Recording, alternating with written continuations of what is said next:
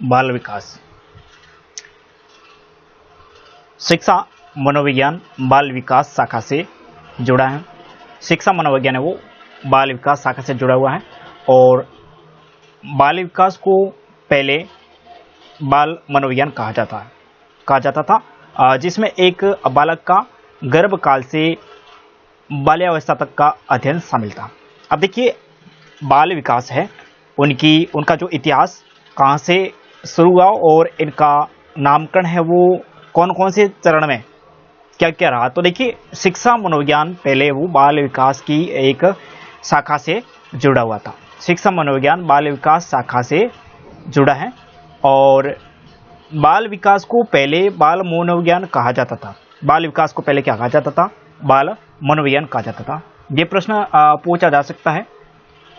और इसके बाद में देखिए, जिसमें एक बालक को गर्भकाल से बाल्यावस्था तक का अध्ययन शामिल था। जब बाल विकास को बाल मनोविज्ञान कहा जाता था तब बालक का जो अध्ययन काल है वो गर्भावस्था से लगाकर के जो बाल्यावस्था होती है वहां तक शामिल था। उसके बाद में देखिए, स्टैनले हॉल ने इस अध्ययन को बाल्यावस्था से बढ़ाकर के किशोरावस्था तक पहुंचाया तथा इन्होंने बाल मनोविज्ञान को बाल विकास बना दिया। ये प्रश्न कई बार पूछते हैं कि गर्भावस्था से लगाकर के जो पहले की अवस्था थी, गर्भावस्था से लगाकर के जो बाल्यावस्था की जो अवस्था है, इसमें बाल मनोविज्ञान या फिर बाल विकास की अवस्था किसे कहा या फिर किसने चेंज किया इसमें। तो देखिए, इनका अध्ययन है वो कहां तक बढ़ाया स्टैनले हॉल ने। तो स्टैनले हॉल ने बाल्यावस्था से लेकर के किशोरावस्था तक इस जो अवस्था है उनको बढ़ा दिया। गर्भावस्था से लगा करके जो पहले की अवस्था थी बाल्यावस्था, वहां तक बाल मनोविज्ञान के नाम से जाना जाता था। उसके बाद में ये जो स्टैनले हॉल आए और इन्होंने क्या किया, अध्ययन है वो बाल्यावस्था से बढ़ा करके इन्होंने क्या कर दिया, किशोरावस्था तक बढ़ा दिया। तो स्टैनले हॉल ने बाल्यावस्था से किशोरावस्था तक पहुंचाया तथा इन्होंने बाल मनोविज्ञान को बाल विकास बना दिया। अब बाल मनोविज्ञान को बाल विकास है वो किसने बनाया? स्टैनले हॉल ने। ये प्रश्न पूछा जाता है कि बाल मनोविज्ञान से बाल विकास में परिवर्तन करने वाले विद्वान का नाम क्या है? Stanley hall. मानव शरीर का प्रारंभ एक संयुक्त कोशिका से होता है जिसमें 46 गुणसूत्र पाए जाते हैं और इसे 23 जोड़े गुणसूत्र भी कहा जाता है। 46 गुणसूत्रों में से 23 गुणसूत्र मां से अंडाणु के रूप में प्राप्त होते हैं तथा शेष 23 पिता से शुक्राणु के रूप में प्राप्त होते हैं। यहीं से नौवां तक गर्भावस्थ शिशु का पोषण होता है तथा अनिश्चित समय पर वह संसार में जन्म लेता है। 1774 में पेस्टोलॉजी के द्वारा अपने 3.5 वर्षीय पुत्र का अध्ययन कर, देखिए 1774 में, इसमें सन भी पूछा जाता है और विद्वान कौन से हैं, तो यहाँ पेस्टोलॉजी। इन्होंने क्या किया कि अपना 3.5 वर्ष का पुत्र है उन पर अध्ययन किया। उन पर अध्ययन करने के बाद में इन्होंने एक बुक लिखी जिनका नाम है बेबी बायोग्राफी नामक पुस्तक लिखी गई। अब पुस्तक का नाम और किनके द्वारा लिखी गई तो यह भी पूछा जाता है कई बार एग्जाम में, तो इन्हें याद कर लेना। और ये बाल विकास पर लिखी गई प्रथम पुस्तक मानी जाती है। प्रथम पुस्तक कौन सी मानी जाती है? बाल विकास पर लिखी गई बेबी बायोग्राफी। ये किसके द्वारा लिखी गई थी? पेस्टोलॉजी के द्वारा 1774 में। ये बाल विकास पर लिखी गई प्रथम पुस्तक मानी जाती है और बाल अध्ययन के जनक पेस्टोलॉजी माने जाते हैं। बाल अध्ययन के जनक किसे माना गया है? पेस्टोलॉजी को। बाल अध्ययन के जनक पेस्टोलॉजी को माना गया है और पेस्टोलॉजी के द्वारा 1774 में अपना ही बेटा 3.5 वर्ष का बेटा था और उस पर उन्होंने क्या किया? अध्ययन किया। और अध्ययन करने के बाद उन्होंने क्या लिखी? बेबी बायोग्राफी पुस्तक है वो लिखी। और बाल अध्ययन के जनक किसे माना गया है? ये पेस्टोलॉजी को माना गया है। 1787 में तारीख याद करते जाना और साथ साथ में हो सके तो नोट करते जाना। 1787 में टाइडमैन ने भी अपने 3.5 वर्षीय पुत्र का अध्ययन किया।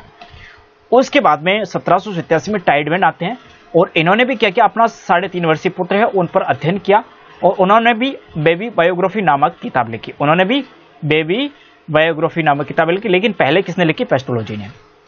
उसके बाद में 1881 में प्रेयर नामक चिकित्सक के द्वारा अपने जन्म लेते ही पुत्र का अध्ययन प्रारंभ कर दिया।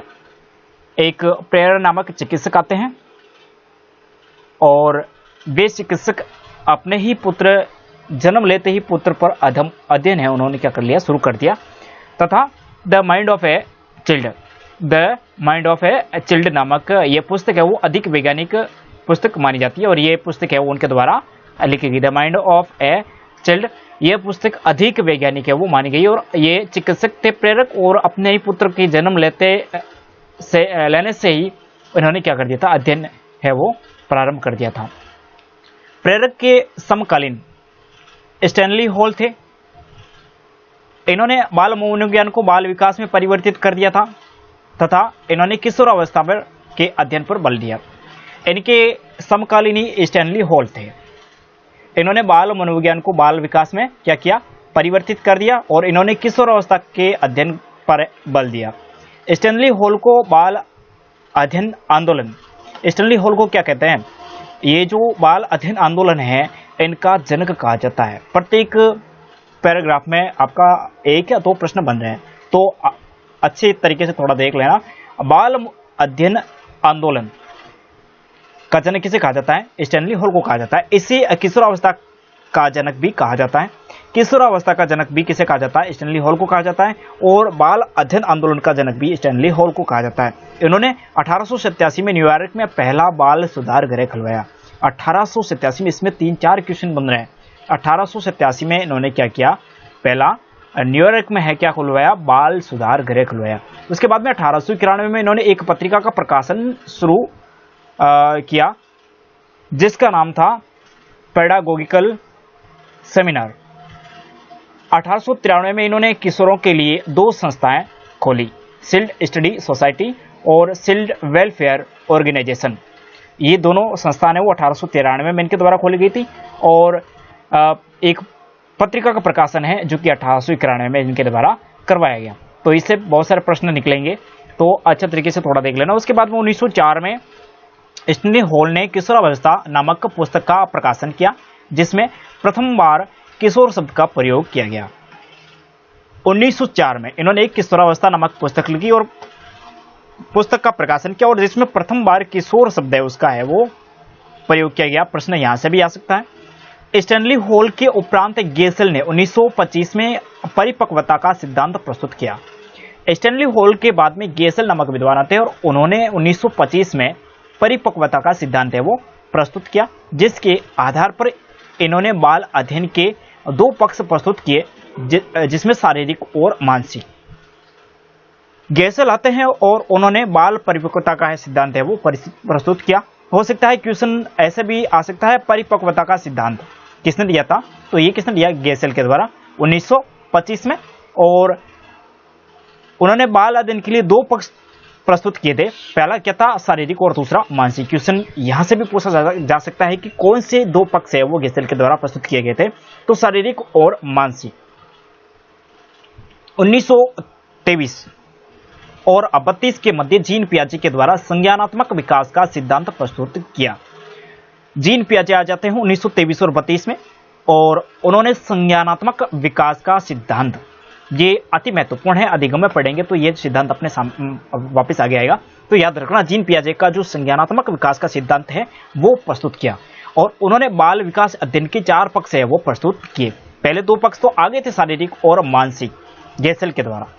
गेसेल के द्वारा उसके साथ साथ में जीन पियाजे आते हैं तो ये 2 से लगा करके 4 पक्ष कर देते हैं, 2 से बढ़ा करके 4 पक्ष कर देते हैं। तो 2 पक्ष तो पहले से ही थे, शारीरिक और मानसिक, और इनके साथ साथ में जीन पियाजे हैं वो क्या जोड़ देते हैं? सामाजिक और संवेगात्मक विकास से संबंधित पक्ष है वो जोड़ देते हैं कि बाल विकास का आप अध्ययन करोगे तो इन 4 पक्षों को लेकर के अध्ययन आपको करना होगा।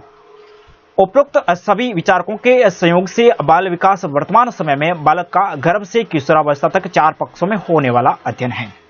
अब देखिए, उपरोक्त जितने भी विद्वान है उन विचारों के सहयोग से बाल विकास वर्तमान समय में बालक का गर्भावस्था से लगा करके किशोरावस्था तक, गर्भावस्था से लगाकर वर्तमान समय में पूछा जाता है तो गर्भावस्था से लगा करके किशोरावस्था अवस्था तक की जो अवस्था होती है वहां तक, और पक्ष में पूछा जाए पक्ष में, तो देखिए इसमें पक्ष 4 हैं: शारीरिक, मानसिक, सामाजिक और संवेगात्मक। गर्भावस्था से लगाकर किशोरावस्था तक शारीरिक, मानसिक, सामाजिक और संवेगात्मक विकास का अध्ययन ही बाल विकास के अंतर्गत आता है। ये 4 पक्ष है वो अभी वर्तमान समय में अध्ययन है, बाल के अध्ययन में शामिल किए हुए हैं। तो ये थी अपने बाल विकास से संबंधित। और अब देखिए विकास और अभिवृद्धि। विकास और अभिवृद्धि क्या है? ये अलग से कॉन्सेप्ट है, विषय वस्तु है। अब इस विषय वस्तु में प्रश्न यहां से भी पूछा जाता है, अंतर भी पूछा जाता है, विकास क्या है और अभिवृद्धि क्या है। अपन गहराई से पढ़ेंगे तो इनमें आराम से समझ में आ जाएगा कि विकास और अभिवृद्धि क्या है। विकास का प्रारंभ गर्भकाल से हो जाता है। विकास का प्रारंभ है वो कहां से हो जाता है? गर्भकाल से। जबकि बाल विकास की अध्ययन की पहली अवस्था शैशवावस्था है वो मानी गई है।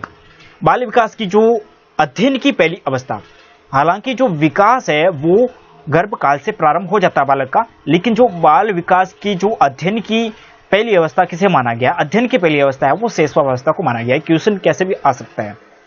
विकास कब प्रारंभ हो जाता है?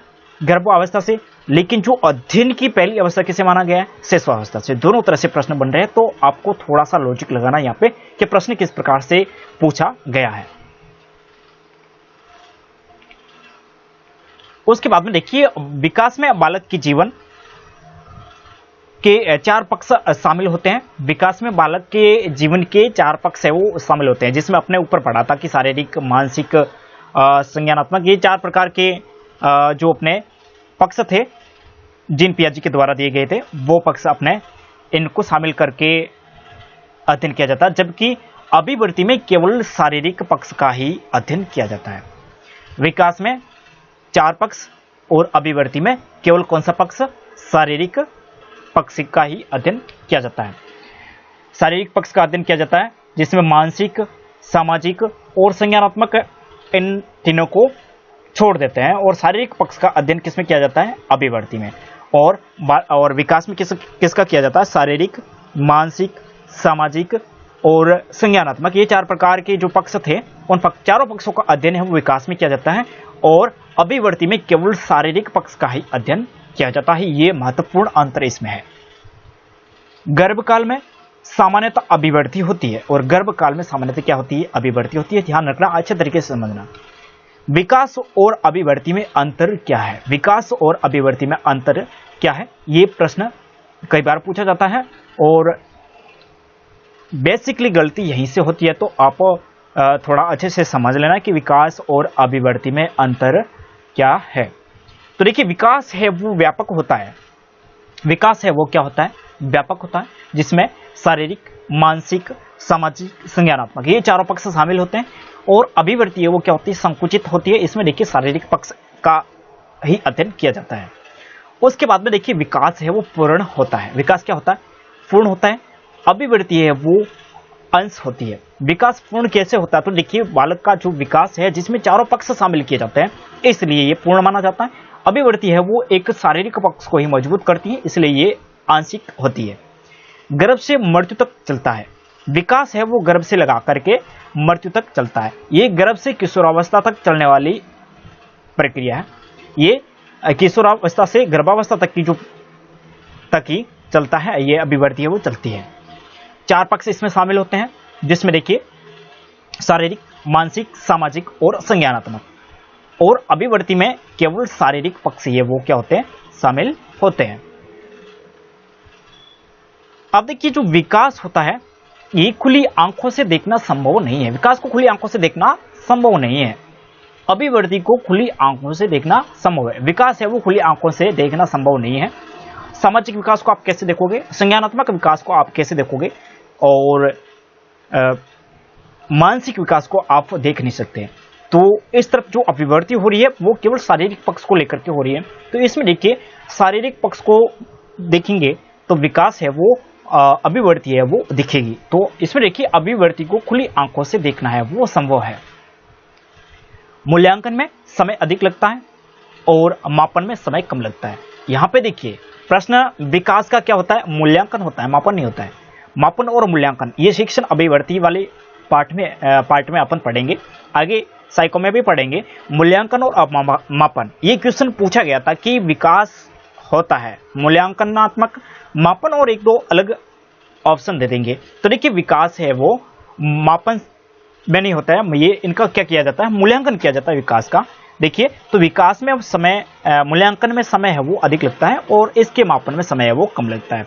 रचना और विनाश दोनों शामिल है इसमें। देखिए रचना और विनाश दोनों शामिल है और इसमें केवल रचना ही शामिल होती है। बुद्धि की क्षति जी ये वृद्धि शामिल होती है और इसमें बुद्धि है वो लंबवत वृद्धि, बुद्धि की जो लंबवत वृद्धि है वो होती है। तो इसमें अनुभव और इसमें आईक्यू शामिल होता है। उसके बाद में देखिए दोस्तों, विकास में होने वाले परिवर्तन, ये अलग से अपना टॉपिक है। विकास में कौन कौन से परिवर्तन होते हैं? हरलोक ने 1956 में विकास के 4 परिवर्तन बताए। वर्तमान समय में ये चारों ही मान्य हैं। हरलोक ने विकास में 4 परिवर्तन बताए हैं। 1956 में इन्होंने ये 4 परिवर्तन है वो प्रस्तुत किए थे। तो नोट करते जाना, साथ में ये क्वेश्चन बन रहा है। हरलोक ने 4 प्रकार के परिवर्तन बताए थे और ये चारों प्रकार के परिवर्तन है वो वर्तमान में मान्य है और चल रहे हैं। तो इसमें देखिए आकार में परिवर्तन, मनुष्य जीवन एक संयुक्त कोशिका से बढ़ना शुरू होता है जिसका आकार जन्म के समय लगभग 19.5 इंच का हो जाता है। जन्म के उपरांत भी ये आकार निरंतर बढ़ता जाता है जो 18 वर्ष की आयु तक पूर्णता प्राप्त करता है। लड़का है उनका औसत आकार 175 सेंटीमीटर तथा लड़कियों का औसत आकार है वो 165 सेंटीमीटर हो जाता है।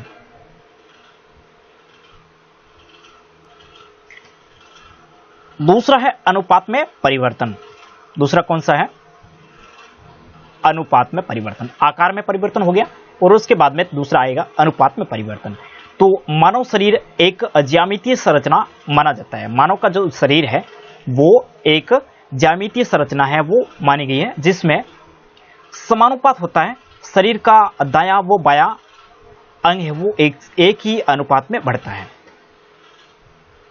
मानव शरीर को एक ज्यामितीय संरचना के रूप में माना जाता है और मानव शरीर का दायां भाग और बायां भाग दोनों एक ही अनुपात में बढ़ते हैं। शरीर के आंतरिक व बाहरी अंगों का अनुपात है वो निश्चित होता है। जीका वायरस गर्भस्थ शिशु के सिर के आकार व अनुपात में परिवर्तन लाता है। यह भी प्रश्न कई बार पूछा जा चुका है और पूछा भी जा सकता है। जीका वायरस है वो गर्भस्थ शिशु है, उनके सिर के आकारों अनुपात में क्या लाएगा? परिवर्तन ला सकता है। उसके बाद में देखिए तीसरा, शरीर के कुछ चिन्हों का लोप। शरीर कुछ निश्चित चिन्हों का लोप आवश्यक है। शरीर में कुछ निश्चित चिन्ह हैं उनका लोप आवश्यक है, जैसे कि हड्डियों की संख्या का लोप होते होते 200 सर रह जाना, दूध के दांतों का टूटना, नाजुक त्वचा का अंत होना इत्यादि। ये तीसरा परिवर्तन था। उसके बाद में चौथा परिवर्तन है नवीन चिन्हों का उदय। नवीन चिन्हों का उदय। किशोरावस्था के आगमन पर सभी नवीन चिन्हों का उदय जरूरी है, जैसे लड़कों में दाढ़ी मूंछ का आना तथा लड़कियों में शारीरिक बदलाव का होना। तो इसी प्रकार अपने विकास के जो 4 परिवर्तन हैं उन 4 परिवर्तन को पढ़ा। पहला था अपना आकार में परिवर्तन, उसके बाद में दूसरा अपने पढ़ा था अनुपात में परिवर्तन और उसके बाद में अपने तीसरा पढ़ा था शरीर के कुछ चिन्हों का लोप और चौथा अपने पढ़ा नवीन चिन्हों का उदय। ये हरलोक के द्वारा बताए गए विकास के 4 परिवर्तन थे और इसके बाद में अपन आएंगे विकास के जो नियम हैं उन नियमों पर। विकास कौन कौन से नियमों से होता है तो उन नियमों को अपन देखेंगे। देखिए विकास के नियम, पहला नियम है समान प्रतिमान का नियम या सार्वभौमिक नियम। साथ साथ में हो सके तो आप लिखते रहना या फिर स्क्रीनशॉट ले लेना फोन से। ये नियम 2 प्रकार से लागू होता है। पहला प्रत्येक सजीव में लागू होता है और दूसरा विकास पर अपनी ही प्रजाति के नियम है वो लागू होते हैं। समान प्रतिमान का नियम। उसके बाद में दूसरा नियम आता है निरंतरता का नियम या सतत विकास का नियम। एक कोशिका से प्रारंभ हुआ विकास आजीवन मृत्यु तक नवीन कोशिकाओं का निर्माण करता है। एक कोशिका से प्रारंभ हुआ विकास है वो निरंतर आगे बढ़ करके आजीवन मृत्यु तक वो नवीन कोशिकाओं का क्या करता है, विकास करता है, निर्माण करता है। गर्भकाल में 21वें दिन से बालक में दिल की धड़कन प्रारंभ होती है, जो मृत्यु तक बिना रुके वो निरंतर चलती रहती है। तीसरा आता है क्रमबद्धता का नियम। विकास का प्रत्येक पक्ष है वो निश्चित क्रम के अनुसार है वो बढ़ता है। जैसे कि अपने शुरू बच्चा जन्म लेता है तो उनके जो हाथ है वो मुड़े हुए रहते हैं, उनकी हाथों की मुट्ठियां वो बंद रहती है, धीरे धीरे मुट्ठी खोलना प्रारंभ करता है, यानी धीरे धीरे क्रमबद्ध रूप से उसका शरीर का विकास है वो होता है। क्रम को तोड़कर विकास नहीं हो सकता। चौथा है सामान्य से विशिष्ट क्रियाओं का नियम। सामान्य से जो विशिष्ट क्रिया है उनका नियम। विकास में प्रत्येक क्रिया को सामान्य से विशिष्ट की ओर सीखा जाता है। विशिष्टता निपुणता से जुड़ती है, जिसमें बालक प्रत्येक वस्तु में अंतर इत्यादि भी करता है। पांचवा है अंत क्रिया का नियम। अंत क्रिया अर्थात अनुकोण से सीखना। बालक अंत क्रिया के माध्यम से बढ़ता है। इस आधार पर यह नियम निम्न रूपों में लागू होता है। अंत क्रिया का जो नियम है वो निम्न रूपों में है वो लागू होता है। पहले बालक की तुलना में दूसरा बालक और एकल परिवार के बालक की तुलना में संयुक्त परिवार का बालक। अंत क्रिया यानी जो अकेला बालक होगा और एक ऐसा बालक जो संयुक्त परिवार में है, या फिर एक ऐसा बालक जो एकल परिवार में, उसमें और संयुक्त परिवार के बालक में थोड़ा अंतर आएगा और उनका विकास है वो अलग तरीके से होगा। संयुक्त परिवार के बालक है वो उसका सामाजिकरण की जो प्रक्रिया है वो जल्द पूर्ण हो जाएगी, क्योंकि उनका समाज है वो बड़ा है, उनके परिवार जो कि सामाजिकरण की पहली भूमिका निभाते हैं। और शहरी बालक की तुलना में ग्रामीण बालक का विकास तेज होता है। ये जो देखिए पहला है, पहले बालक की तुलना में दूसरा बालक, जो पहला बालक होगा उसकी तुलना में दूसरा बालक होता है, उसका विकास है वो जल्दी होता है। एकल परिवार के बालक की तुलना में जो संयुक्त परिवार का बालक है वो जल्दी विकसित होगा। और उसके बाद में शहरी बालक की तुलना में ग्रामीण परिवेश का जो बालक होता है उसका विकास है वो क्या होता है, तेज होता है। परंतु भौतिकवादी विकास में शहरी बालक ग्रामीण से तेज होता है। जो भौतिकवादी विकास है उसमें जो शहरी बालक की तुलना में ग्रामीण परिवेश का बालक है वो सबसे तेज होता है। शहरी बालक है वो ग्रामीण परिवेश के बालक से तेज होता है। बाकी सभी मामलों में ग्रामीण परिवेश का बालक है वो तेज होगा। उसके बाद में देखिए व्यक्तिगत विभिन्नता का नियम। व्यक्तिगत विभिन्नता का नियम छठा, ये देने वाले का नाम है गाल्टन, और गाल्टन ने भिन्नता को सार्वभौमिक बताया। गाल्टन ने भिन्नता को क्या बताया, सार्वभौमिक। प्रत्येक व्यक्ति में भिन्नता होती है, प्रत्येक बच्चे में भिन्नता होती है, एक साथ जन्म लेने वाले दोनों बच्चों में भी भिन्नता थोड़ी थोड़ी पाई जाती है। तो देखिए गाल्टन ने भिन्नता को सार्वभौमिक बताया तथा प्रत्येक सजीव व निर्जीव वस्तु में भिन्नता बताई गई। इन्होंने मनुष्य में दो तरह की भिन्नता को बताया। इन्होंने मनुष्य में कितने प्रकार की भिन्नता को बताया, दो तरह की भिन्नता। पहली भिन्नता है अंतर्वैयक्तिक भिन्नता। पहली भिन्नता कौन सी है, अंतर्वैयक्तिक भिन्नता। इसमें देखिए एक बालक का दूसरे से रूप, रंग, बुद्धि, रुचि इत्यादि के आधार पर अलग होना ही व्यक्तिगत विभिन्नता कहलाता है। रूप, रंग, बुद्धि, रुचि, ये क्या है, व्यक्तिगत विभिन्नता है। दो जुड़वा बालकों में भी व्यक्तिगत विभिन्नता पाई जाती है। और दूसरा है अंतर्व्यक्तिगत विभिन्नता। अंतर्वैयक्तिक विभिन्नता, जब एक व्यक्ति स्वयं के कार्यों में ही भिन्नता का प्रदर्शन करता है, ये भिन्नता व्यक्तित्व पर प्रभाव डालती है। उसके बाद में सातवां नियम है वो है बालक की गति का नियम, विकास की गति का नियम। विकास की गति का नियम ये हरलॉग के द्वारा प्रस्तुत किया गया था। तो देखिए विकास की गति एक समान सीधी रेखा में न होकर के लयात्मक रूप में तेज व मंद होती रहती है। शेषवावस्था में विकास है वो सर्वाधिक तीव्र होता है तथा किशोरावस्था में भी ये तीव्र रहता है। इसमें देखिए जो जिन विद्वानों के द्वारा जो नियम प्रस्तुत किए गए हैं, प्रश्न वैसे भी पूछा जा सकता है कि हरलॉग के द्वारा गया विकास का नियम कौन सा है और इन्होंने कौन कौन सी विशेषता बताई। चारों ऑप्शन में इनमें से एक जो विशेषता है वो न बता करके 3 बता देंगे। नेगेटिव प्रश्न भी पूछ सकते हैं कि इनमें से हरलॉक के द्वारा विकास की जो नियम बताए गए हैं उन विकास में से जो नियम सिद्धांत प्रस्तुत किया गया था इनमें से नहीं है या फिर इनमें से है।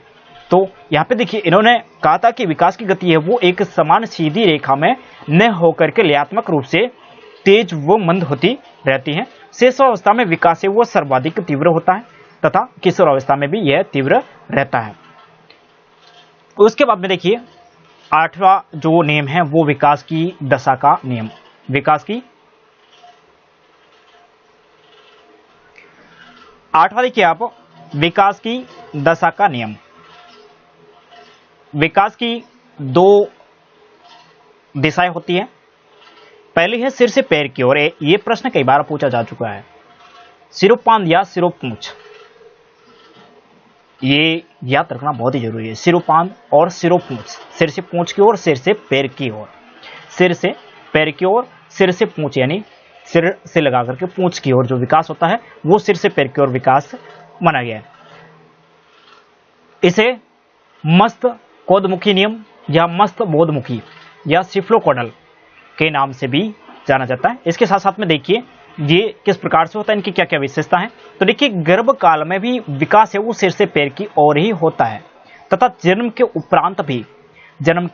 उपरांत भी सर्वप्रथम बालक है वो सिर पर नियंत्रण करता है और उसके बाद में अंतिम नियंत्रण है वो पांव की अंगुलियों तक जाता है। अंतिम नियंत्रण किसकी ओर जाता है? पांव से अंगुलियों की ओर जाता है। तो ये सिर से पैर की ओर, सिरोपान या सिरोपूंछ, मस्तकोदमुखी नियम या मस्त बोधमुखी या सिफ्लोकोडल के नाम से इन्हें जाता है। और इन 4-5 नामों में से कैसे भी प्रश्न है वो पूछा जा सकता है। उसके बाद में दूसरा देखिए केंद्र से सिरों की ओर, केंद्राभिमुखी नियम, निकट दूर नियम और समीप दूर नियम, अंदर से बाहर की ओर पॉक्सीमोडिक स्टल के नाम से भी इनको जाना जाता है। तो ये नियम क्या कह रहा है? ये नियम कह रहा है कि विकास है वो रीढ़ की हड्डी के दाएं व बाएं हाथ की अंगुलियों तक होता है तथा दिल के निकट अंगों का विकास है वो शीघ्र होता है और उसके दूर वाले अंग है उनका विकास है वो क्या होता है? बाद में होता है। उसके बाद में 9वां नियम आता है अपना परस्पर संबंध का नियम या एकीकरण का नियम। परस्पर संबंध या एकीकरण का नियम। तो इसमें देखिए विकास के चारों पक्ष है जो आपस में घनिष्ठ संबंधित होते हैं और सर्वाधिक घनिष्ठ संबंध है वो शारीरिक व मानसिक तथा सामाजिक व संवेगात्मक के मध्य पाया जाता है। चारों पक्षों में से सबसे महत्वपूर्ण पक्ष है वो मानसिक विकास है वो माना गया है। विकास के जो 4 पक्ष हैं वो आपस में घनिष्ठ संबंधित होते हैं और सर्वाधिक घनिष्ठ संबंध है वो शारीरिक और मानसिक से सर्वाधिक घनिष्ठ संबंध होता है और फिर सामाजिक और संवेगात्मक के मध्य वो संबंध है वो पाया जाता है। और चारों पक्ष में सबसे महत्वपूर्ण पक्ष कौन सा है? मानसिक पक्ष है वो माना गया है। 10वां है वर्तुलाकार नियम। इनमें उदाहरण देकर के दोस्तों कैसे भी प्रश्न पूछा जा सकता है। तो देखिए विकास के चारों पक्ष बालक को साथ साथ घेरते हुए बढ़ते हैं और चारों पक्षों में से किसी का विकास रुकता नहीं है, परंतु आयु के अनुसार एक पक्ष है वो प्रभावी होता है तथा बाकी 3 है वो मंद रहते हैं। आयु के अनुसार कोई सा भी एक पक्ष है वो प्रभावी रहता है और बाकी 3 है वो मंद रहते हैं। इसी प्रकार क्रमबद्ध रूप से इन चारों पक्षों का है वो विकास होता है। वंशानुक्रम व वातावरण का नियम। वंशानुक्रम व वातावरण का नियम। तो इसमें देखिए विकास में वंश व वातावरण दोनों का योगदान माना जाता है। वंश और वातावरण का, वंश का प्रभाव है वो 90% होता है और वातावरण का प्रभाव है वो 10% पड़ता है। तो रोज ने ये प्रभाव 50% का माना है, 50-50। रोज ने कहा है कि वंशानुक्रम और वातावरण का प्रभाव है वो किसी बालक पर 50% प्रभाव डालेगा। 50% है वंशानुगत गुण आएंगे और 50% है वातावरण का प्रभाव इस पर पड़ेगा। लेकिन माना गया है कि 90% है वो वंशानुगत होते हैं और 10% प्रभाव है वो वातावरण का पड़ता है। वंश तथा वातावरण के मध्य वुडवर्थ ने गुणात्मक संबंध बताया है। वुडवर्थ ने कैसा संबंध बताया है? गुणात्मक संबंध है वो बताया। और एक के अभाव में भी तुरंत बालक की मृत्यु हो जाती है। किसी एक के अभाव में भी तुरंत है वो बालक की हो जाती है, मृत्यु हो जाती है। उसके बाद में परिपक्वता और अधिगम, यह नियम गैसेल ने दिया था परिपक्वता और अधिगम का। इसमें देखिए विकास हेतु सीखना आवश्यक है तथा सीखने के लिए परिपक्वता जरूरी है। परिपक्वता शारीरिक व मानसिक होती है। सीखने के लिए क्या आवश्यक है? विकास हेतु सीखना आवश्यक है और सीखने के लिए परिपक्वता। तो देखिए परिपक्वता है वो शारीरिक व मानसिक होती है। परिपक्वता कैसी होती है? शारीरिक और मानसिक होती है। इसी प्रकार अपने 12 नियम थे विकास के, वो पढ़े। अब देखिए ये 12 नियम हैं, इनको प्रभावित करने के लिए कौन कौन से कारक है वो इनको प्रभावित करते हैं या फिर कारक उत्तरदायी होते हैं। तो पहला, विकास को प्रभावित करने वाले कारक, इसमें देखिए विकास पर 4 कारक है वो प्रभाव डालते हैं। 4 कारक कौन कौन से हैं? तो पहला है वंशानुक्रम, उसके बाद में वातावरण, उसके बाद में परिपक्वता और उसके बाद में अधिगम। ये चारों कारक है जो कि विकास पर प्रभाव डालते हैं। तो एक एक करके अपन लेंगे इनको और समझेंगे। तो पहला है वंशानुक्रम। वंशानुक्रम से तात्पर्य संतान को माता पिता के माध्यम से पूर्वजों की प्राप्त होने वाली विशेषताएं हैं। वंशानुक्रम से तात्पर्य क्या है कि माता पिता के माध्यम से संतान को पूर्वजों से जो प्राप्त होने वाली विशेषता है उनको माना गया है। यहाँ पे जेम्स ड्रेवर कहते हैं कि माता पिता की विशेषताओं का संतान को प्राप्त होना ही वंशानुक्रम है। ये परिभाषाएं याद कर लेना। जेम्स ड्रेवर कहते हैं कि माता पिता की जो विशेषता है वो संतान को प्राप्त होना ही क्या कहलाता है? वंशानुक्रम कहलाता है। पीटरसन कहते हैं माता पिता के माध्यम से संतान तक पूर्वजों की विशेषताएं पहुंचाना ही क्या कहलाता है? वंशानुक्रम कहलाता है। हर लोग कह रहे हैं कि संयोग के प्रथम चरण ही बालक के भविष्य का निर्धारण है वो हो जाता है और यही क्या है? वंशानुक्रम है। उसके बाद में देखिए संतान को माता पिता के माध्यम से 46 गुणसूत्र या 23 जोड़े गुणसूत्र प्राप्त होते हैं और प्रत्येक गुणसूत्र में हजारों की संख्या में जीन्स पाए जाते हैं और यही वास्तविक वंशानुक्रम के वाहक होते हैं। जीन्स यानी पितृएक। तो देखिए जीन्स की संरचना में डीएनए की प्रभावी भूमिका है वो होती है। अब डीएनए का फुल फॉर्म भी पूछा जा सकता है, डीऑक्सी राइबोज न्यूक्लिक एसिड या अम्ल। गुणसूत्रों की संख्या कम या अधिक हो सकती है, परंतु कम या अधिक होना बालक को असामान्य का शिकार बना देती है। 45 हो जाने पर बालक का टर्नर सिंड्रोम, देखिए गुणसूत्र की संख्या कम होने पर 45 होने पर टर्नर सिंड्रोम तथा 47 होने पर डाउन सिंड्रोम, ज्यादा होने पर क्या होगा? डाउन सिंड्रोम और कम होने पर टर्नर सिंड्रोम नामक बीमारियों का बालक है वो शिकार हो जाएगा।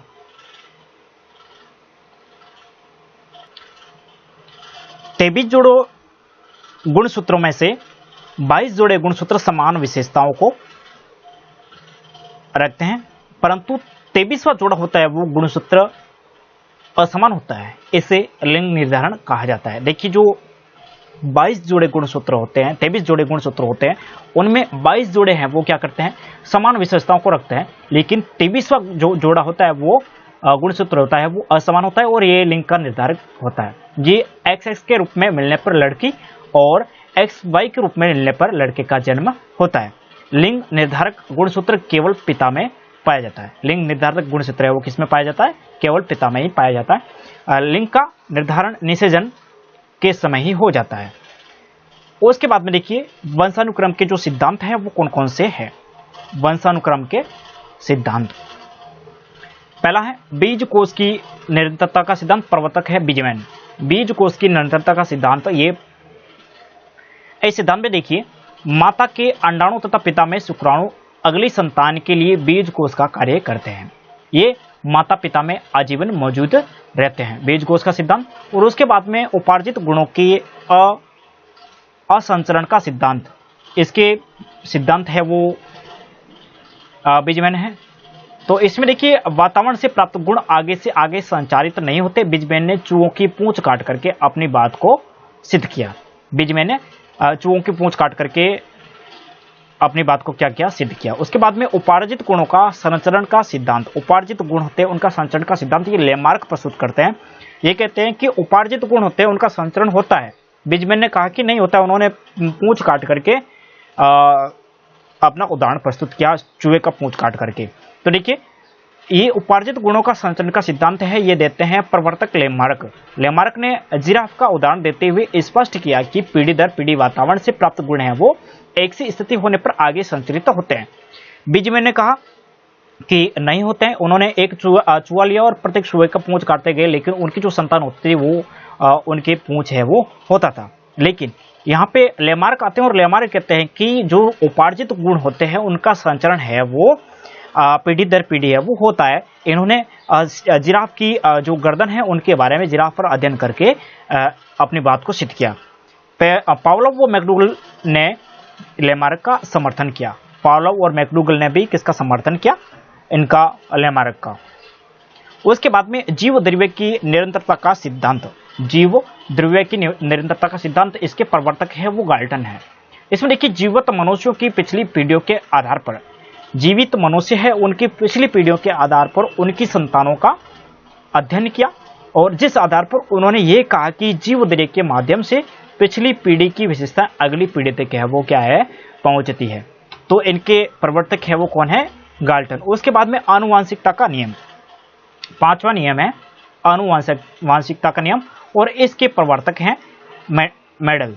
और ये आपने 5वीं 6वीं किताबों में भी पढ़ा होगा। तो इसमें देखिए मेडल ने मटर के पौधे पर प्रयोग करके ये निष्कर्ष दिया कि जिस गुण का प्रभाव संतान में होता है वह गुण नजर आता है, परंतु जो गुण अप्रभावी हो जाता है वो संतान से नष्ट नहीं होता बल्कि रूप में मौजूद रहता है, जो अगली पीढ़ी में अपना प्रभाव है वो छोड़ता है।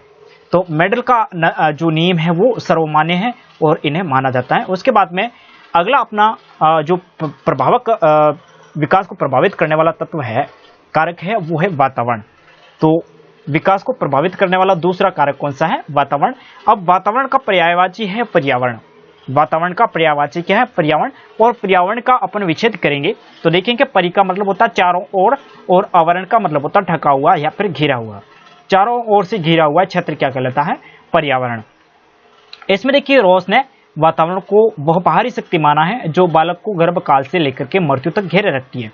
ये रॉस ने इनकी पर्यावरण की परिभाषा दी है। दोस्तों जिस विद्वान का नाम लेकर के पूछा जाता है परिभाषा, तो इनकी परिभाषा है ऐसी की ऐसी आपको आनी चाहिए। इसमें देखिए रॉस ने वातावरण को वह बाहरी शक्ति, रॉस और बाहरी शक्ति, वातावरण को बाहरी शक्ति माना है जो कि गर्भकाल से लेकर के मृत्यु तक घेरे रहती है। बाहरी शक्ति गर्भकाल से मृत्यु तक, ये किसने कहा था? रॉस ने। सो याद करने का तरीका रॉस ने, तो इसमें 3 शब्द देखिए, बाहरी शक्ति, गर्भकाल से मृत्यु तक, बस इतना से याद रखना है आपको। बाहरी शक्ति गर्भकाल से मृत्यु तक किसने कहा था? रॉस ने। उसके बाद में वातावरण का प्रभाव बालक पर तथा बालक का प्रभाव है वो वातावरण पर पड़ता है। अब देखिए बालक को इस वातावरण में सूर्य की भांति एक संगठित ऊर्जा तंत्र माना जाता है जो कि इस संसार को आगे बढ़ने के लिए निरंतर ऊर्जा देता है। वातावरण का बालक पर प्रभाव 2 रूपों में पड़ता है, एक तो है गर्भकालीन वातावरण और दूसरा है जन्म के पश्चात का वातावरण। पहला था अपना गर्भकालीन वातावरण और दूसरा वातावरण है वो जन्म के पश्चात का वातावरण। जन्म के बाद में उनका वातावरण विस्तृत हो जाता है और गर्भकालीन है वो वातावरण, उनका वातावरण है वो बालक के विकास पर किस प्रकार से प्रभाव डालता है। तो अध्ययन करते हैं पहला गर्भकालीन वातावरण। गर्भकालीन वातावरण में देखिए गर्भकाल में बालक एक परजीवी के तौर पर मां से जुड़ा रहता है, यानी दूसरे पर निर्भर रहता है, मां पर निर्भर रहता है, इसलिए उस पर सीधा प्रभाव मां का पड़ता है और मां की आयु, स्वास्थ्य, पोषण, आदतें और रुचियां और होने वाले बालक के प्रति मां का दृष्टिकोण ये उनको प्रभावित करता है। और उसके बाद में इसके अतिरिक्त बालक का जो जन्म कर्म है वो बहु जन्म भी गर्भकाल में प्रभाव है वो डालते हैं। उसके बाद में बी में देखिए जन्म के पश्चात का वातावरण। इसमें देखिए जन्म के पश्चात बालक का मुख्यतः 6 तरह के वातावरण का प्रभाव पड़ता है। जन्म के पश्चात बालक पर 6 तरह के वातावरण का प्रभाव है वो पड़ता है। तो पहला देखिए पारिवारिक वातावरण। पहला कौन सा पारिवारिक वातावरण है वो बालक पर पड़ेगा। इसमें देखिए परिवार बालक पर प्रभाव डालने वाला प्रथम घटक है, जबकि मुख्य घटक विद्यालय को माना गया है। बालक पर प्रभाव डालने वाला परिवार है वो प्रथम घटक है, लेकिन मुख्य घटक किसको माना गया? विद्यालय को माना गया। पेस्टोलॉजी के अनुसार परिवार सीखने का सर्वोत्तम स्थान है। पेस्टोलॉजी के अनुसार परिवार है वो सीखने का सर्वोत्तम स्थान है। और फ्रोबेल मानते हैं कि जो माताएं हैं वो आदर्श अध्यापिकाएं होती हैं। फ्रोबेल के अनुसार ये जो थॉट है वो आपको इनके अनुसार ही याद करना है। फ्रोबेल ने कहा था कि माताएं हैं वो आदर्श अध्यापिकाएं होती हैं। परिवार बालक पर निम्न रूपों में प्रभाव डालता है। परिवार किस प्रकार से प्रभाव डालता है? आपने सोचा होगा कैसे प्रभाव डालता है, तो देखिए यहाँ पे देखिए, परिवार की आर्थिक स्थिति, परिवार का बालक के प्रति दृष्टिकोण, परिवार के सदस्यों के आपसी संबंध, माता पिता का वैवाहिक जीवन, परिवार का स्वरूप एकल या संयुक्त, बालक की सामाजिक स्थिति।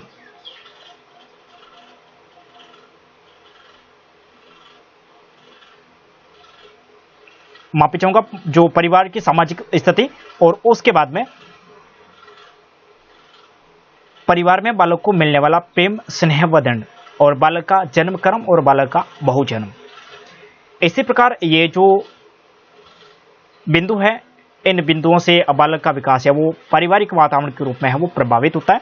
उसके बाद में विद्यालय का वातावरण है वो बालक को किस प्रकार से, बालक के विकास को किस प्रकार से प्रभावित करते हैं। तो इसमें देखिए, भारत में विद्यालय जाने की औपचारिक आयु 6 वर्ष मानी गई है, परंतु आंगनवाड़ी व्यवस्था के तहत ये आयु उसे 6 वर्ष निर्धारित की गई है। इसलिए वर्तमान समय में विकास पर मुख्य प्रभाव है वो विद्यालयों का पड़ता है। 6 वर्ष से पहले का जो बालक होता है या फिर 6 वर्ष की जो आयु है वो भारत में विद्यालय में जाने के लिए निर्धारित कर रखी है, लेकिन 6 वर्ष से पहले है वो बच्चा है वो आंगनवाड़ी में जा सकता है। तो उनके लिए आंगनवाड़ी केंद्र है वो भारत में खोले गए हैं, और उसमें केवल बच्चे को सामाजिकरण और उनका विकास है वो परिवार के अंतर्गत होता है। थोड़ा परिवार से बढ़ करके आंगनवाड़ी में उनका जो पर्यावरण है उनको एक अच्छे पर्यावरण में ढाल करके शिक्षा के लिए तैयार किया जाता है। तो आंगनवाड़ी व्यवस्था, परिवार के बाद में आंगनवाड़ी व्यवस्था, और आंगनवाड़ी व्यवस्था के बाद में कहाँ जाएगा बच्चा? विद्यालय में जाएगा। तो देखिए, विद्यालय निम्न रूपों में बालक के विकास पर प्रभाव है वो डालता है। तो देखिए, इसमें विद्यालय में अध्यापक का विद्यार्थियों के प्रति दृष्टिकोण, अध्यापक होते हैं, गुरुजी होते हैं, उनका विद्यार्थियों के प्रति दृष्टिकोण कैसा है वो, और उसके बाद में शिक्षक विद्यार्थी अनुपात, शिक्षक और विद्यार्थी अनुपात। इसमें देखिए, बच्चे ज्यादा हैं और शिक्षक कम है, तो फिर वहां है वो बच्चे का विकास है वो प्रभावित होगा। अध्यापकों का आपसी संबंध, मान लिया अच्छे संबंध हो और प्रत्येक कक्षा में अच्छे तरीके से अध्यापक जा रहे हैं, और हो सकता है कुछ अध्यापकों के मध्य रोजाना लड़ाई वगैरह हो रही हो, तो उनका प्रभाव है बच्चों पर पड़ेगा। और विद्यार्थियों का आपसी संबंध, विद्यार्थियों के बीच में कैसा संबंध है, उनका प्रभाव है भी बच्चों पर पड़ेगा। विद्यालय का भौतिक विकास और विद्यालय में मनोविज्ञान के सिद्धांतों पर कार्य करना। उचित शिक्षण विधियां, शिक्षण सूत्रों तथा शिक्षण सिद्धांतों का प्रयोग करना, ये शिक्षक के लिए है। शिक्षक यदि उचित शिक्षण विधियां और शिक्षण सूत्रों का प्रयोग करेगा, शिक्षण सिद्धांतों का प्रयोग करेगा, तो बालक का विकास है वो अच्छा होगा।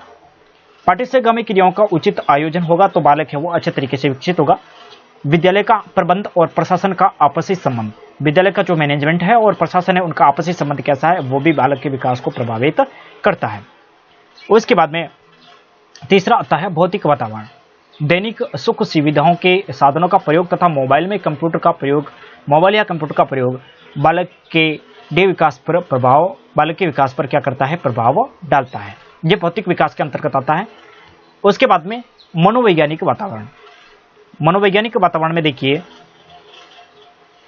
बालक को मिलने वाला प्रेम, स्नेह, दंड, पुरस्कार, अभिप्रेरणा, प्रतिपुष्टि, पुनर्बल, निर्देशन और मार्गदर्शन मनोवैज्ञानिक वातावरण का निर्माण करते हैं। मान लिया कक्षा में आप गए और कक्षा बच्चे से प्रश्न पूछा, बच्चे ने सही आंसर दिया, आपने उन्हें शाबाश देकर के बैठा दिया, तो ये क्या है, पुनर्बलन। बच्चे को पुनर्बलन मिला, आपने शाबाशी दी, बच्चा मोटिवेट हुआ, प्रोत्साहित हुआ, उन्हें एक प्रोत्साहन के रूप में उन्हें पुरस्कार मिला, तो बच्चा है वो आगे बढ़ने की कोशिश करेगा। और पुनर्बलन आपने नहीं दिया, प्रतिपुष्टि आपने सही तरीके से नहीं दी और नेगेटिव तरीके से दी, तो बच्चे का विकास है वो प्रभावित होगा। और पुनर्बलन पॉजिटिव रूप में दिया तो भी बच्चे का विकास है वो प्रभावित होगा, क्योंकि वो अच्छा पहले जो विकास हो रहा था उनसे तेज गति में विकास करेगा, मानसिक रूप से या फिर अपना सामाजिक विकास के रूप में। और इसके बाद में सामाजिक व सांस्कृतिक वातावरण, सामाजिक व सांस्कृतिक वातावरण। सामाजिक व सांस्कृतिक वातावरण में देखिए लिंग भेद, लैंगिक पूर्वाग्रह का पालन, सामाजिक मान्यता, कुरीतियां, अंधविश्वास, अजाति प्रथा, बोली, भाषा, रहन सहन, वेशभूषा, मित्र मंडली, आस पड़ोस तथा रिश्तेदार एवं मेले त्योहार इत्यादि का विकास है वो प्रभाव, विकास पर, सामाजिक विकास पर क्या डालते हैं, प्रभाव डालते हैं। उसके बाद में जलवायु वातावरण। जलवायु वातावरण में देखिए गर्म प्रदेशों के लोग काले, समान कद, आलसी व गठीले शरीर के होते हैं, जबकि ठंडे प्रदेशों के लोग पतले, लंबे, गोरे तथा चुस्त फुर्तीले होते हैं। परिपक्वता व अधिगम का नियम, इसमें देखिए ये दोनों कारक है वो गेसेल के द्वारा प्रस्तुत किए गए हैं और ये गेसेल शिशु रोग विशेषज्ञ थे और गर्भ से 18 वर्ष तक के जो बच्चे थे उन्होंने इन पर अध्ययन है वो किया। उसके बाद में देखिए इन्होंने 1923 में गेसेल ने 1923 में अमेरिका में बाल विकास चिकित्सालय की स्थापना की और इसी चिकित्सालय में अध्ययन कर 1925 में परिपक्वता का सिद्धांत दिया। चिकित्सालय का नाम वर्ष 2012 में बदलकर गेसेल का बाल विकास संस्थान कर दिया गया। 1928 में गेसेल ने इन्फेंसी एंड ह्यूमन ग्रोथ नामक एक पुस्तक है उसमें परिपक्वता को विकास हेतु आवश्यक बताया। परिपक्वता को विकास हेतु क्या बताया, आवश्यक बताया। और गेसेल ने परिपक्वता को दो पक्षों के लिए महत्वपूर्ण माना, एक है शारीरिक और दूसरा क्या है, मानसिक। ये दो पक्ष इन्होंने दिए थे परिपक्वता के लिए, शारीरिक और मानसिक।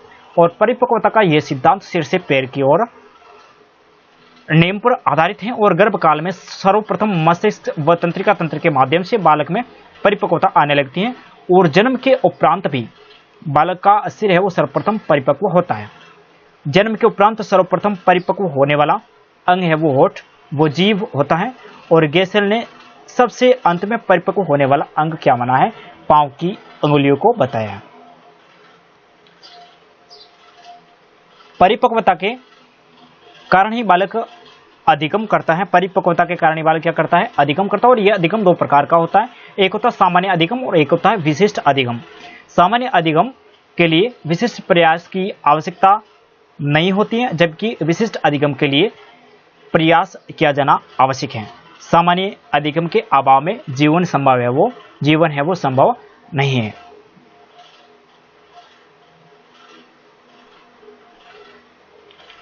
तो दोस्तों इसी प्रकार अपने बाल विकास से संबंधित कौन कौन सी अवधारणाएं किस विद्वान के द्वारा प्रस्तुत की गई, कौन कौन सी विषय वस्तु, कौन कौन सी परिभाषा और कौन कौन से नियम है वो बाल विकास से संबंधित प्रस्तुत किए गए। धन्यवाद दोस्तों वीडियो देखने के लिए। अगले वीडियो में मिलते हैं अपन।